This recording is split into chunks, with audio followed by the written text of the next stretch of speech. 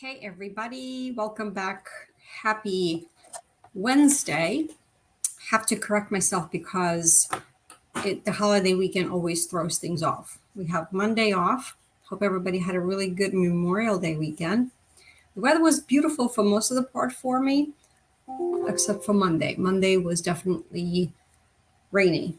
So hopefully everybody is kind of getting back into the groove of things. So what I want to talk about today is some things that are some parents are guilty of doing. And what we're going to talk about are a couple of expenses that retirees should stop paying for, period, bottom line. And some of these things are not easy to do. And these are not the typical expenses that, we're talking about that maybe they're frivolous versus things that are required.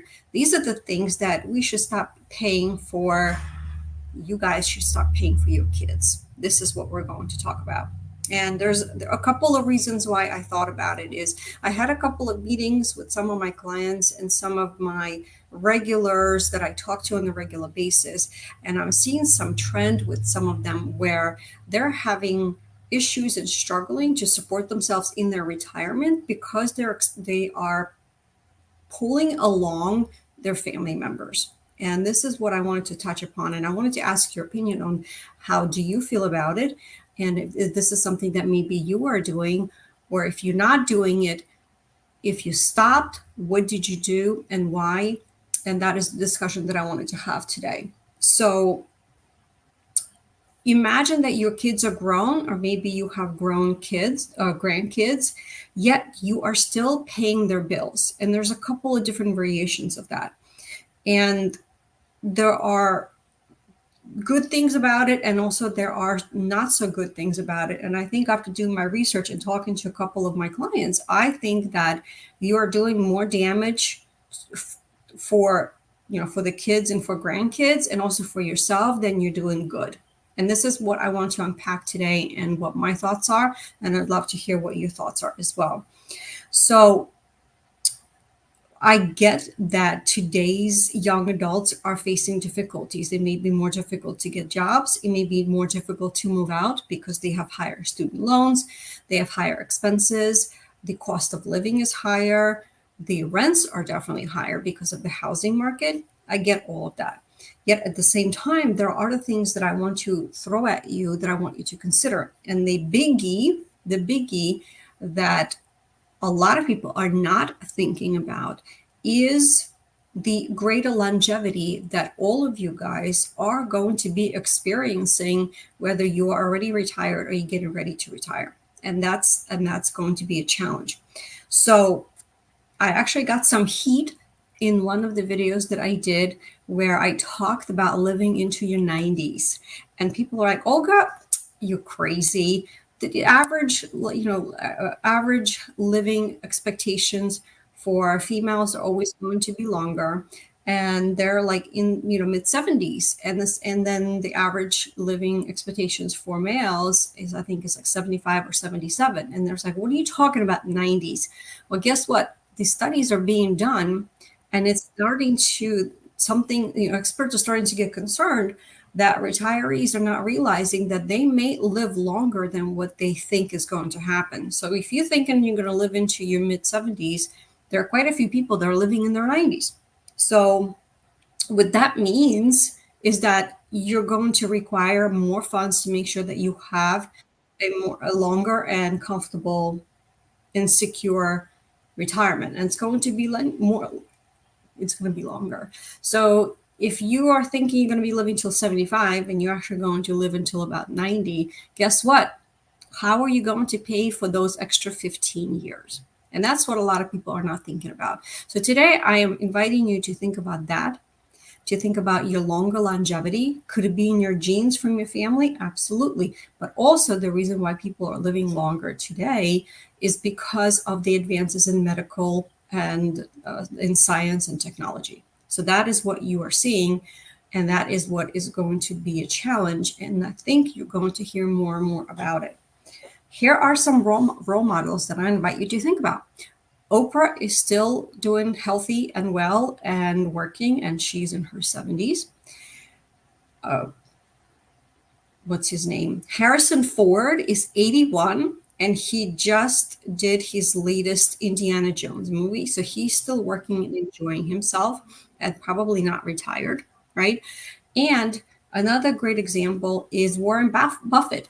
He's in his 90s and he's still working, and his partner continued to work until when he passed away, and he was, I believe, 99, right? So just some food for thought, okay? And in conversation about the expenses that you guys should not be having has to do with having transparent and probably not the easiest conversations with your family members. And that's what I want to unpack today. We're going to talk about 5 living expenses that you should be stopping paying for your adult children. And I would like to also include grandchildren. So that's what we're going to talk about. So the first one that I want to touch upon is student loans. And you know what? I'm actually in the middle of this, not as a retiree or as a grandparent, but as a parent. My daughter is in college, and we had a very honest conversation about student loans, about state schools versus private schools. Where are we going to go, and what are going to be some of the best ways?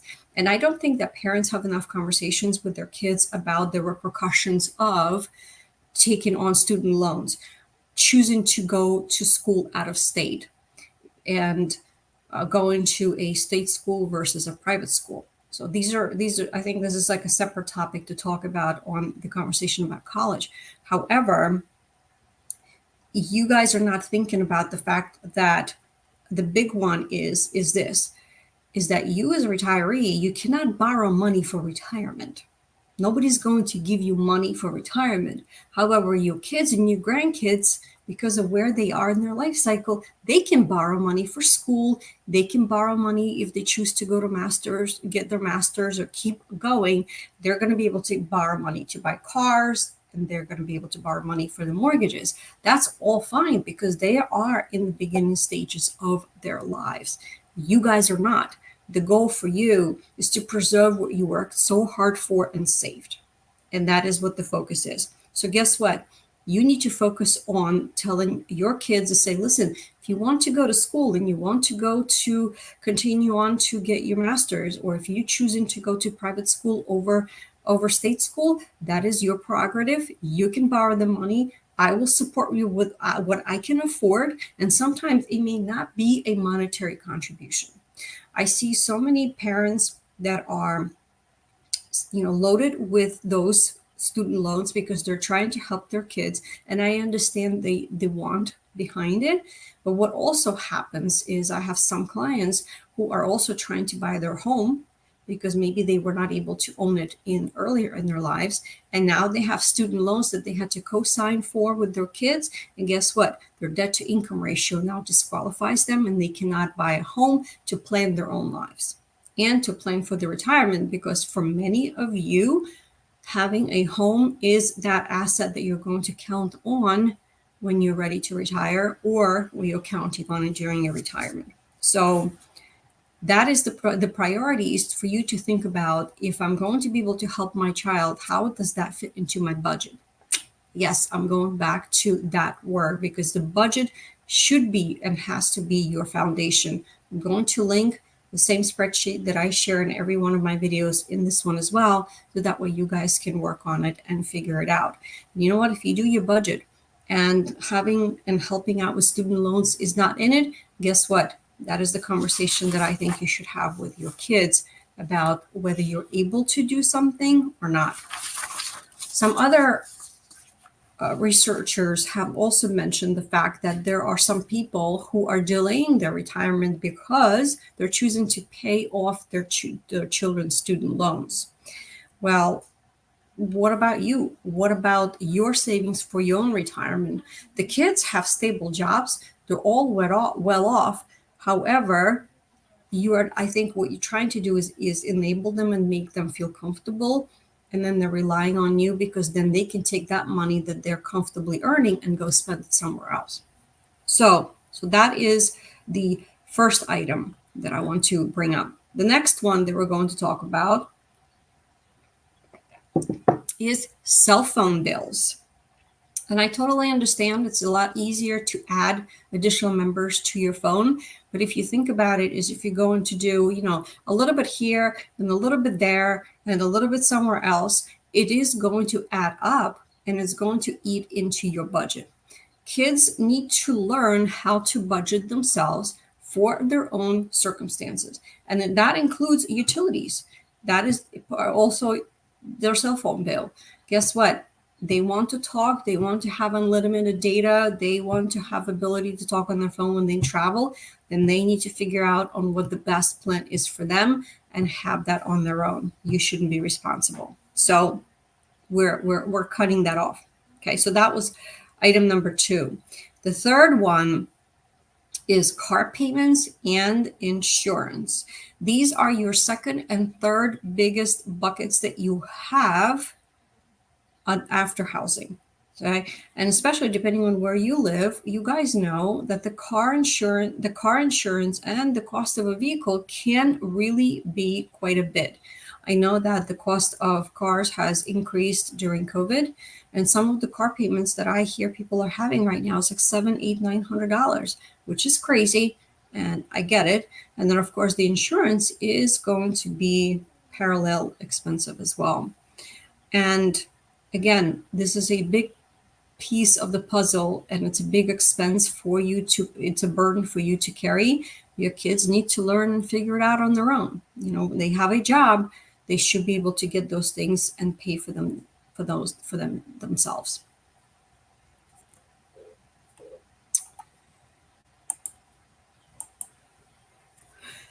The next one that we're going to have is my favorite topic that I talk to all the time is rent or mortgage.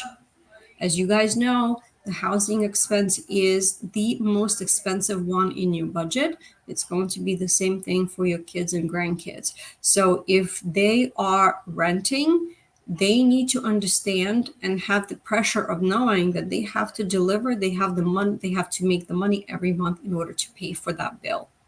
If they're not able to, let's say, move out and they're still living in your basement or they're still living in their room, you should be charging them rent. They have a job, they should be contributing. So if they're still living in your house and you want to help them, that's what you're doing. You're giving them a place to live, but they need to be contributing to your overall house budget that you have for yourself. And that means groceries, contributing utilities and rent. And guess what? Other things maybe too. It could be cable. It could be landscaping, the things that you have to do in the house. You absolutely should be requiring that. That should not be an option. Because otherwise, if you're telling them, don't worry, just go ahead and you struggled or you had a really difficult time in college, whatever that might be, whatever the excuse that you want to give them, what that is also going to do is just enable them to have a comfortable life. And then they have no need or desire to do something different and to figure things out for themselves, because why bother when they know that the parents are going to be helping them? So that's what I believe in, is they should be paying their own way and paying for their rent. Okay. And they need to understand how that works, because eventually they're going to have to go out on their own. Okay. And that brings me to the other one that I already mentioned to you, which is I think number 4, and that's going to be your groceries and household supplies. So if they live at home, they absolutely should be contributing. And you know what? What I already mentioned to you before too, it's a little bit here, a little bit there, toilet paper, paper towels, extra food, this and that. Yes, it adds up over time. And when you add it all up together, it can be $700, $800 in the month, if you really think about it, because the cost of food has increased dramatically when we're talking about like cost of living adjustments. I've seen some really big increases, and I'm sure you guys as well. So ultimately, the way I want you to think about it is there's nothing wrong with helping your kids. It's just you have to figure out a way where it's not hurting you, whether you're planning for your own retirement or you actually are retired, where you're not doing this as a detriment to yourself, to make sure that you are having a healthy and happy retirement, because that is the goal. So And the kids, I really, really wish that these fundamentals that I believe that they are should be taught in school as well as, like, high school as well as in college. Kids should be taught to understand what a checkbook is and how to write checks, how to budget, how to manage and balance accounts. Unfortunately, that is not being taught. So if we as parents are not being responsible for that, helping understand what are some of the biggest buckets of expenses, right? The major ones that you need to have before you buy the things that you want, which is also kind of like the needs versus the wants analysis. This is also important. The major ones are going to be your housing, your food, your utilities, car, and then insurance. These are the major things that you have to have in order to survive, right? The head over your, the the roof over your shoulders, of course, the food, utilities, your vehicle, if it's something that you have to have depending where you live. These are the things that you have to have before you went on and you buy the things that you want, like takeout or coffee or movies or other things. So, and unless somebody's forced to do something and they learn the lessons and they get uncomfortable, if you continue to support them where they don't have the need for it, they're not going to want to do anything because they're just going to be very comfy on the couch, and that will be it. And yes, these are going to be conversations that are not easy to have as well. So, however, I want you to realize that you have been supporting them since they were born. You have been teaching them, providing for them since then. And you also were saving up for your own retirement and caring for yourself and putting yourselves first when you are retired. There's nothing wrong with that because you deserve it. You deserve to have a comfortable and healthy and happy retirement. So, yes, these are difficult conversations, but ultimately at the same time, these are the conversations that you need to have. I suggest you have them face to face and you kind of say, okay, I want you to give me the respect of listening to me, what I have to say. And then I'm going to ask you to respond and I'm going to respectfully listen to you because what you're saying and how you're responding and matters to me, but it also matters to me that you respect my opinion as well. So this is where it's the big conversation. So ultimately, I just want to reiterate again to you guys is that the money that you save for your retirement is what you have. And you have ways of controlling your expenses and you have ways of controlling your income. These are the two things to consider. And you can't go out and go to the bank and say, hey, I want to borrow money for my retirement, please. Thank you very much. I need, the average people are thinking, what time they reach age of 65, kind of like the average people think that they need about $1.5 million. You can't go to the bank and say, may I please borrow $1.5 million because I need this money for a comfortable retirement. So show me the bank who can do that, and then we can talk more. Nobody's going to do that for you. So that is the goal. The goal is for you to have the retirement that you deserve. A couple of other things that I have found that I thought that was interesting that I want to share with you are some of the expenses that people were not prepared for.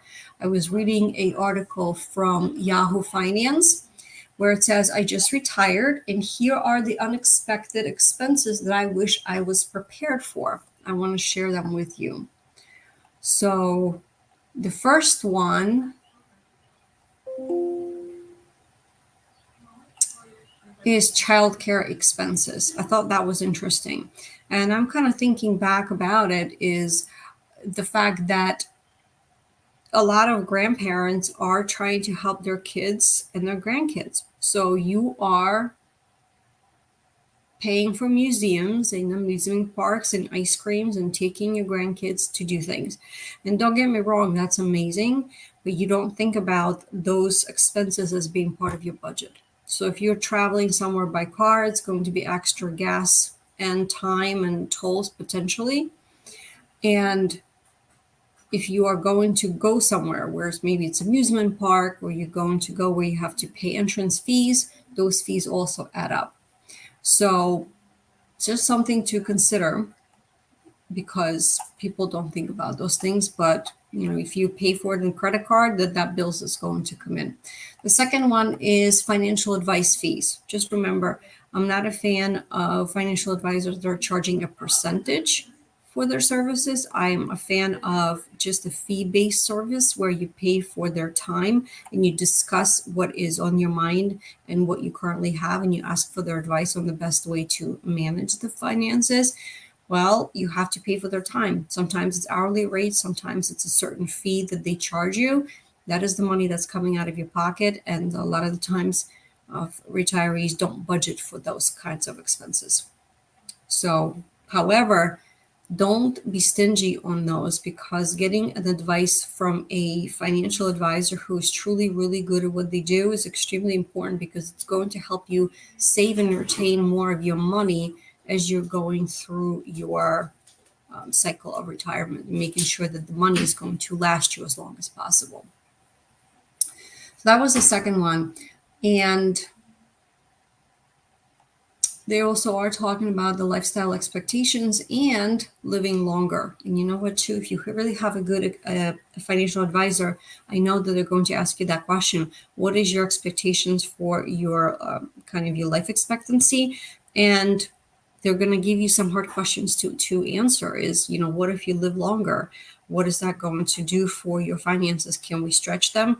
And they're going to ask you to do those things in calculations sooner than later, because that's what good financial advisors do. Those are the people that should be on your team. Of course, in addition to an accountant, you need that one on your team, and you need a really good estate planning attorney to help you make plans for that as well. So that was another good article that I thought that I wanted to share with you. And here's another one. So we talked about expenses. And you know what I also found interesting? That is this, where we're talking about the longevity, for which, yes, I got the heat for that in one of my videos, because I said living well into your 90s, because you know what? Besides the fact that the longevity is now expected to be longer, I also want you to keep an open mind, and I want you to live into 90s, because I want you to think that way, and whatever you think and whatever you focus on is what's going to expand in front of you. And also, I found this was interesting, is that when the Social Security was established back in 1935, do you know what the life expectancy was at that time? Do you want to take a guess?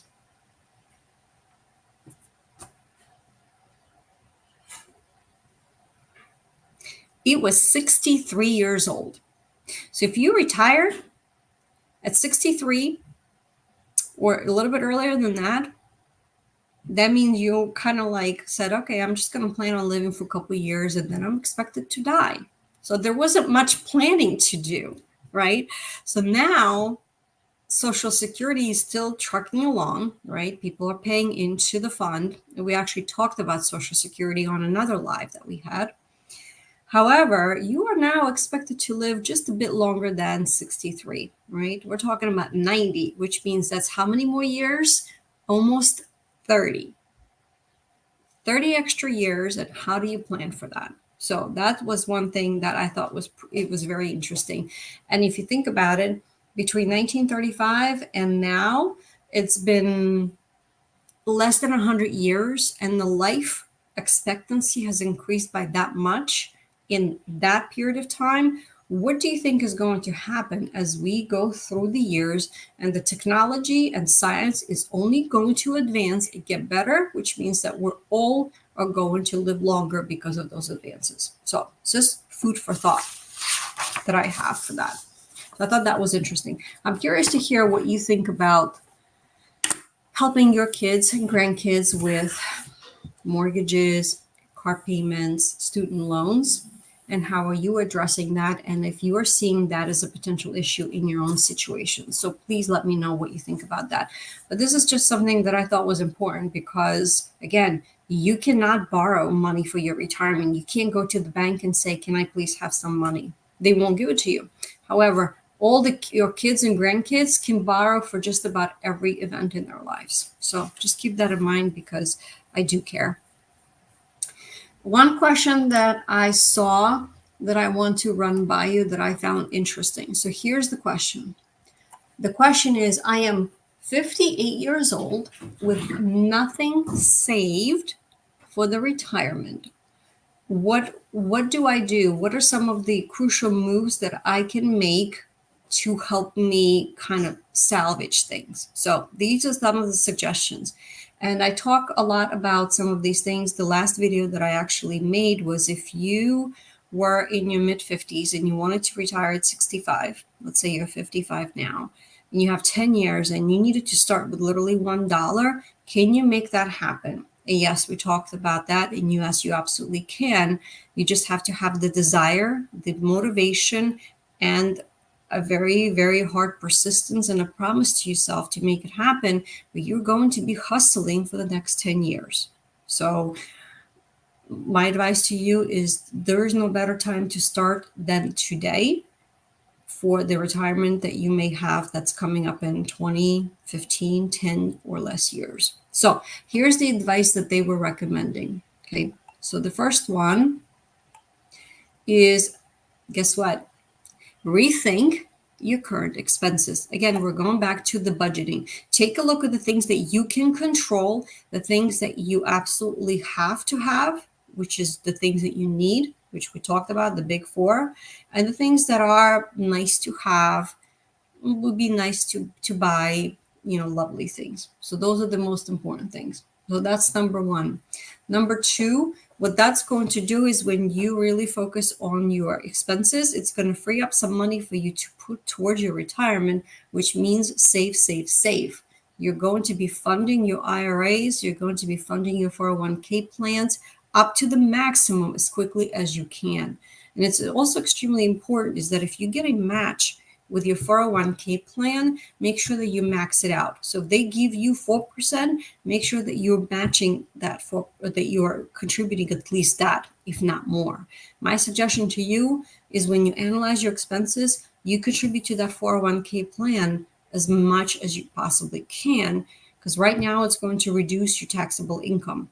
Okay. And it's going to help you put money towards your retirement. With regards to the IRAs, don't forget you have a couple of different ones. You have your Roth, which everybody should be doing it. The contribution for 2024, the max that you can put away is $7,000. Okay. If we really want to get down to the nitty gritty, let me just do the math for you real quick.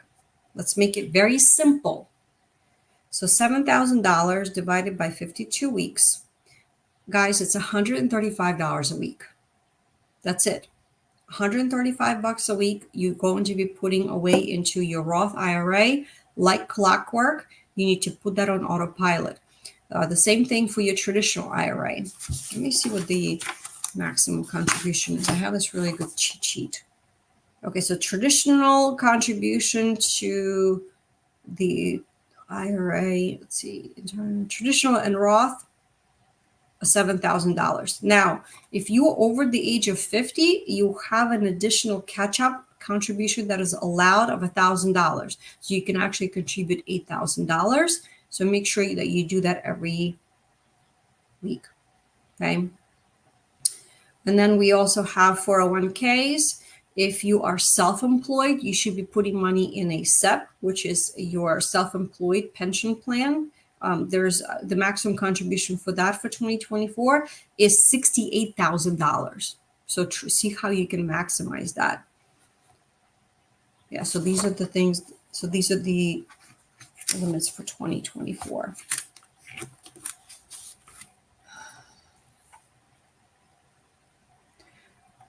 Snag your full 401k match. Okay, I already mentioned that to you, which is absolutely important. Whatever the maximum that your employer offers, please make sure that you contribute to that. You may need to boost your income with a second job. Absolutely. And you know what, too? It's something that you can do sporadically when when you feel up to it. But having something else, especially now with the technology and social media that we have, you can pick up an extra day shift doing Uber or Lyft, or delivering groceries through Instacart, or doing DoorDash. There's lots of things that you can do. If you really like social interaction, pick up an extra day shift at a local coffee shop or maybe Starbucks. Or if you like retail, go work at Kohl's or Macy's or another department store. Right? So this way it's extra income, but it's also that extra schedule, that extra interaction that is important for a lot of us. So having that second job is important. Another one is yes. So another one is an option for you to kind of really, really think about it really well is planning to postpone your retirement date. If you are low on funds, you may have to keep working, but it doesn't mean that you have to keep working full time, right? So is there options for you to potentially reduce the hours yet still keep your medical benefits? I know some companies offer that, so double check if that's an option. Because let's say that you don't like your full-time job. Let's say that your full-time job has a commute attached to it, which sucks. I totally get it, because it could be like an hour commute there and back, and it's very draining on your emotional and your physical well-being. You spend the time in your car. So if you had the ability to reduce those hours and still keep your medical benefits and potentially the 401k contribution, and then get another job that you would enjoy closer to home, could that be a good solution for you? So just something to consider, especially knowing that everybody's situation is different. It depends on where you live.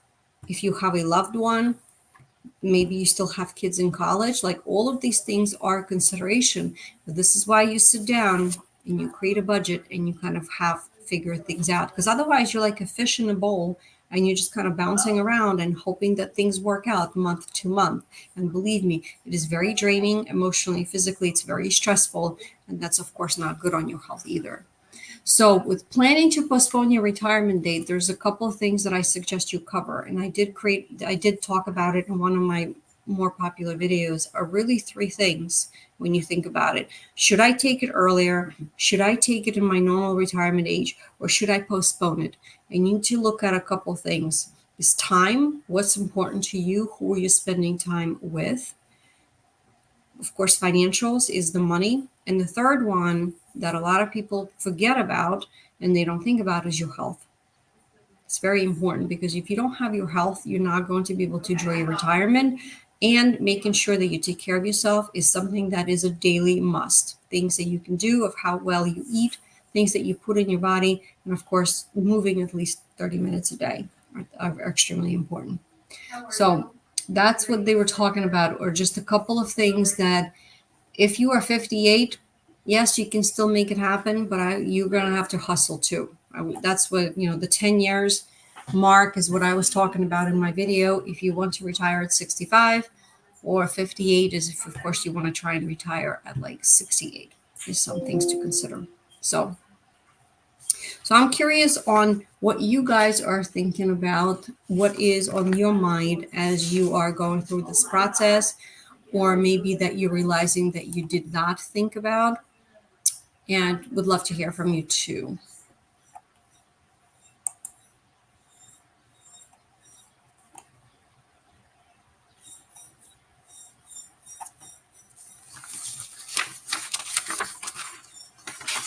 I also would love to hear from you, so that way you can let me know about other topics that you would like to discuss. I'm always open to new ideas and opportunities.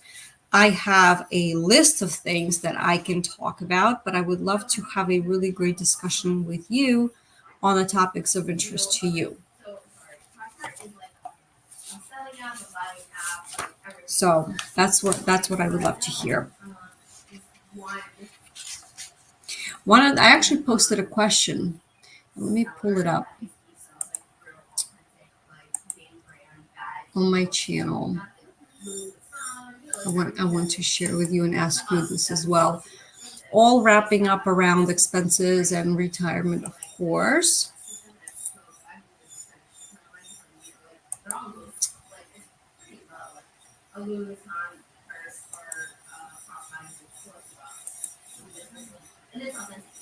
All right, here we go. Here's the question. Should you pay off your mortgage before you retire? What do you think? So the older, his name is the back father. His name is Anthony, but it's like he has agriculture and his back father. So here's the results of the poll I just want to share with you. I posted that. I had 87 votes, and we have a couple comments too. So the question was, should you pay off your mortgage before you retire? And 86% said yes, and 14% no, said no. And I wanted to know why. And here are some interesting responses that I want to share with you because it's going to matter. So, first of all, yes, it's going to matter based on your circumstances, right? So somebody else said, well, I'm paying mine off this month and then retiring next year. My mortgage, insurance, and taxes are more than my social security check is going to be. So I had to make that decision. So this person had to do it because of the budgeting and planning. Either pay it off or sell it the home before the retirement and says, I have to have a place to live. I'm going to pay off my mortgage. So that was one response. Another one is whether or not you own a home outright, you still own the equity in that home. Paying a mortgage is like putting your money in the bank. Paying rent is like putting your money in someone else's bank account. True. Agree. Another person said that paying off your mortgage depends on the interest rate. So, yes, it does in some way. So, if you refinanced your mortgage in the last couple of years, you probably have your mortgage interest rate under, most likely under 4%, very likely close to 3%. And I hear you, that is almost like free money. If you refinance and you pull the cash out right now, if you really think about it, you can take that money. Let's say your interest rate is 3%. You can invest it in a high yield savings account and get 5.5%, which means that you're actually making money. Right? So food for thought. So yes, that does depend on the interest rate. Someone else said ideally, yes, it should be paid off, but it's not possible many times. I get it. One advice that I have for you, if you still have a mortgage and you're kind of struggling to make that decision, is you can contribute a little bit more every month towards your principal.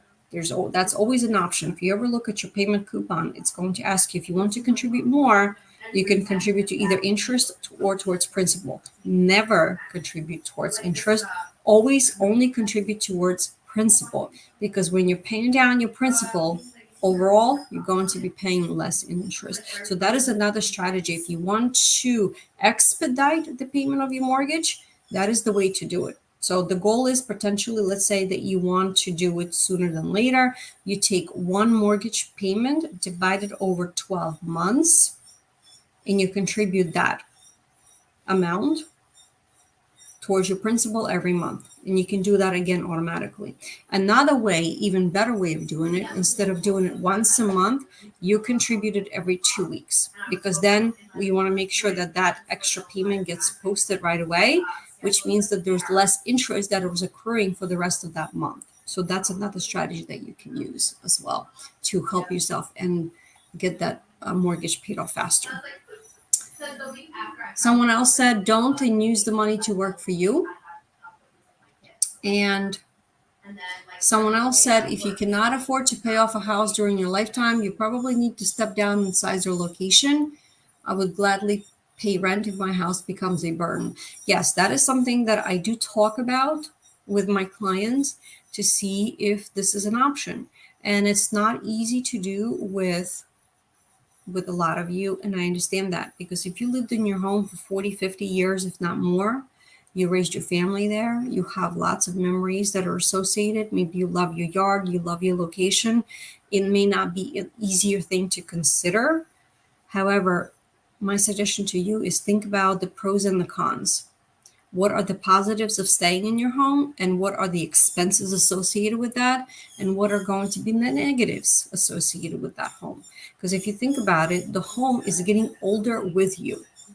It's not getting any younger, which means that it's going to potentially need repairs if you haven't done the updates and the upgrades to it. So think about the big ticket items like the roof, siding, your heating and air conditioning, your windows, maybe things in the basement. All those things cost quite a bit of money. And most often, if you're not able to do a payment plan, you have to make payments for those projects, half down and then half at completion, which could be in a matter of days. So just some food for thought We talk about downsizing quite a bit. And what I want you to realize is there's quite a few options. So don't think that you are kind of stuck because you can't do something. I think it's definitely worth to have a conversation about it. So that was one question that I posted that I found interesting responses to. Let me see. And there was another one that I wanted to share with you as well.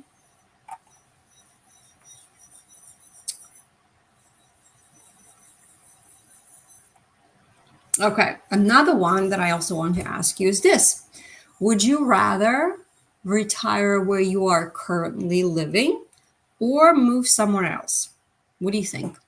So that was also a poll that I posted, and I actually was surprised at the results. So what do you guys think? Would you stay where you are or would you move?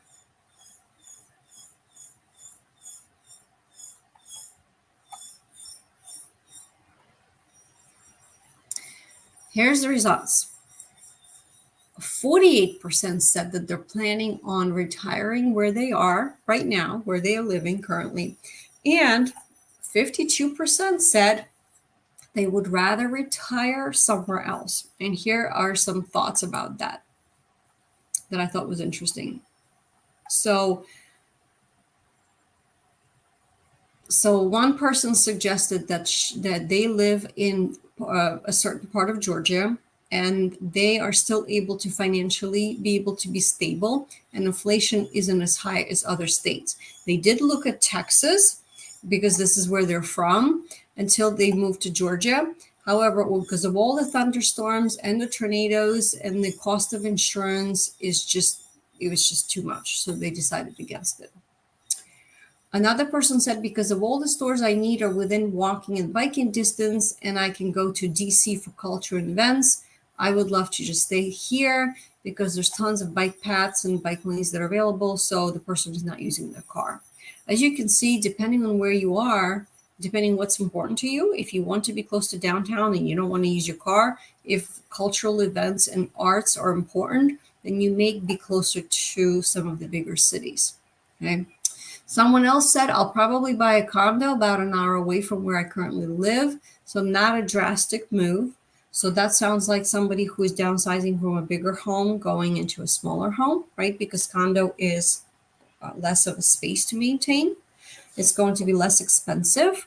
And also in a condo, you do have homeowners association fees. However, a lot of times they cover major things that you don't have to worry about. And typically in a condo, you only own the space once you open the door on the inside, right? The exterior is all owned and maintained by the homeowners association, so you don't have to worry about siding, you don't have to worry about the roof. So sometimes maybe windows, it depends on the association. So condo could be a good option for you. Someone else says, I live in Southwest Florida. It is expensive, so I'm probably going to move, but I would love to stay here. So yes, this is actually what I'm hearing more and more. Just so you guys know, I am planning on doing a video on the cost of living in Florida. I have quite a few clients that are there, and quite a few of them are not happy. I saw a couple recently. They're actually considering making a move back here up to the East Coast north because their car insurance, their homeowner's insurance is, I think, $4,000 a month. And it does not considering your car insurance. It's not considering flood insurance or hurricane insurance. So think about that. The cost of insurance has really skyrocketed. Overall cost of living has increased in Florida. And also because so many people moved down there, the infrastructure is not able to be kept up. So that's just something else to consider as well. I have clients that live over close to Miami and they're paying almost $8,000 for their insurance. And they're also thinking about making a move back to the area here, maybe heading into like a DC or Maryland and Delaware area, which, by the way, Delaware state is one of the top states for the retirees because of lower property taxes and being very much retiree friendly. So just food for thought. Someone else said that I'm not planning on move because my friends and activities are here and starting over in the new location seems to be overwhelming. So that is a big consideration too as well. Someone else said that I love where I live and that's perfect. Then you can stay. Another response was, I'm going to retire where I live just for the simple fact that my house is almost paid off. We just talked about that. And the cost of living here is lower than a big city. And considering my salary, I'm in good position. So after I retire, I can travel without worrying about my income, God willing. So I thought that was a great. And someone else said, I want to retire in a place with better weather that is walkable. So we talked a little bit about that. Like, what does that mean? And someone says, if I asked, I was like, do you have a place in mind?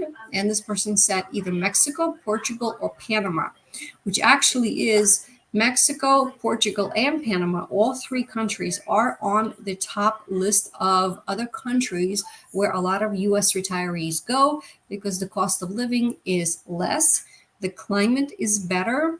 There's a lot of a big expat community there, so the ability to have social interaction is available as well. So food for thought. And yes, I'm going to be making a video about other countries where retirees are heading in for that direction. And that was it. So that was a response for that. So I really enjoyed reading the comments, and it was interesting that actually more people are interested about moving from their location than actually staying where they are. So, and again, US is a huge country. Depending on where you are, is going to your answer is also going to matter very much so indifferently. So that's what I have for you. So next week we're going to talk about something else. And I'm going to share with you the results of another poll of 2 that I have posted because I love reading people's comments and understanding their perspectives on what they're trying to accomplish, or whether they're staying or going or paying off or not paying off. So I would love to hear from you as well. If no other questions, we're going to wrap up for the day. And then I'm going to see you again, of course, next week. So let me know.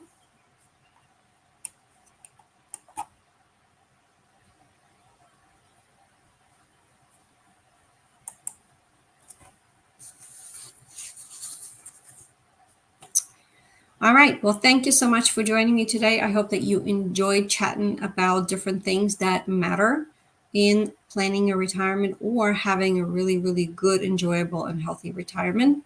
And stay tuned for next week. And I will see you then. Bye bye.